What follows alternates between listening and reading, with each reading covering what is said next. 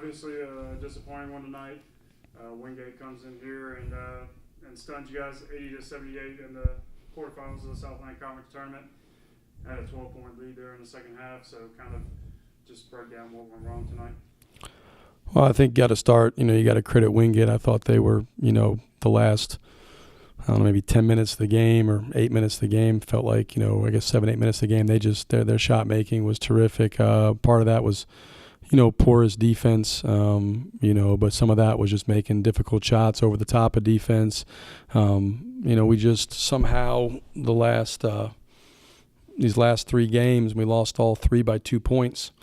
Lost our edge a little bit defensively. We'd been, I think, going into the last week, we were the second-ranked, field goal defense in the country, and gave up 47% plus to Tusculum, 47% plus to Lenoir-Rhyne, and tonight, it's 44-45. So, again, just not good enough for us on that end. But credit them. I mean, they made those threes and those kick-out threes and got their shoulders by and forced help, and Cottingham stepped up and made some big ones. And then down the stretch, we just, two consecutive blunders, both on the same play. Haskins catches it and shot clock's at 2, and we, I don't know, for whatever reason, get cut and just you get face cut and give up a layup. And then the last play, we drew something up for Voss, and he drills a 3 to tie it. And then we again kind of, I don't know if we didn't really double Haskins with 4 seconds left, but we kind of just were in the indecisive, worst place to be, no man's land. And Voss cut and got a layup. And but we turned it over 18 times. We missed, I think, more than a handful of uncontested layups at the rim. But down the stretch, we just you can't make that many mistakes against a good team. And we've had a year where I think when you look at it, it was I guess a good year that ended horribly, if that makes any sense. You know what I mean? Like, we won 20 games, we finished second in the league. And, going into last week, we were in great position to play in the NCAA tournament, and we felt like we would, won 6 straight, and we were rolling. And then, just 3 straight losses by 2 points, ends the season. And, I told them in there, I really apologize because, that I couldn't do a better job of helping them, because I think that's how, as a coach, you gauge every year. Obviously there's a scoreboard and there's wins and losses, but how close does a group come to maximizing its ability? That's the goal as a coach every year, is to help the team become the best possible version of itself and maximize its ability. And in my 11 years, this was the furthest away from that we've ever been. Even my first year, when 14-14, I felt like we got everything out of that group.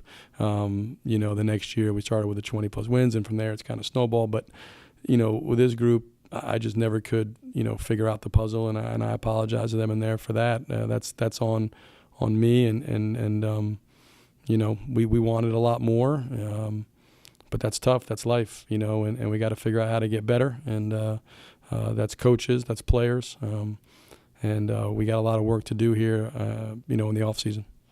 We've obviously been in a situation like this, not often recently, but before. Where a season kind of comes to an end in a bitter way, and then you bring back almost everybody. 09-10, 10-11 team comes back, 27-3, 14-15 season ends in disappointing fashion. And obviously, we know what happens in the year after that.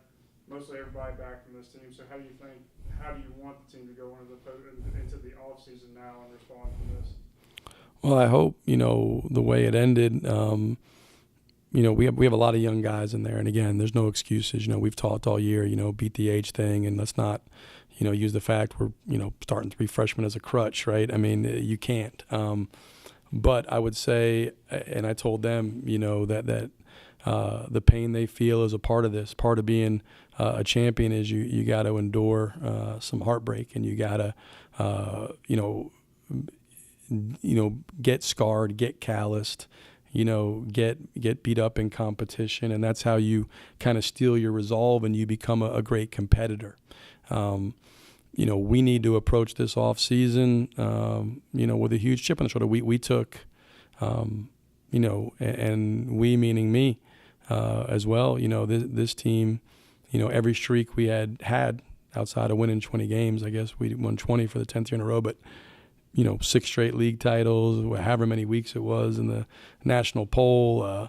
We'd been to the conference semis 9 years in a row. You just any scenario, been in the NCAA tournament 8 or 9 years in a row. I mean, you take, we kind of let all that go. So hopefully there's a tremendous amount of motivation, a big chip on our shoulder to say, hey, we're going to come in, we're going to get better. And, it's great to have returnees, but, we have to certainly improve. And then the biggest thing to me would be getting more consistent in our commitment to doing the things that go into winning. And we've been, all year a little, inconsistent in our commitment to what it takes to win. And we've played good basketball. We played good basketball in stretches tonight. We led, like you said, 12 in the second half, and we led double digits, I think, with 8 or 9 minutes to go. And we just, every time we got out, they came back, and it was a lot of times it was defensive lapses, maybe some, stagnant offense, playing in crowds and driving the ball into shrunken areas, and it didn't help. Scoot gets his 4th foul with, 14 minutes to go. Cam Calhoun gets knocked out of the game, with a concussion, and so, but again, all that's crutches. You got to figure out a way, and we had some unconventional lineups in there, but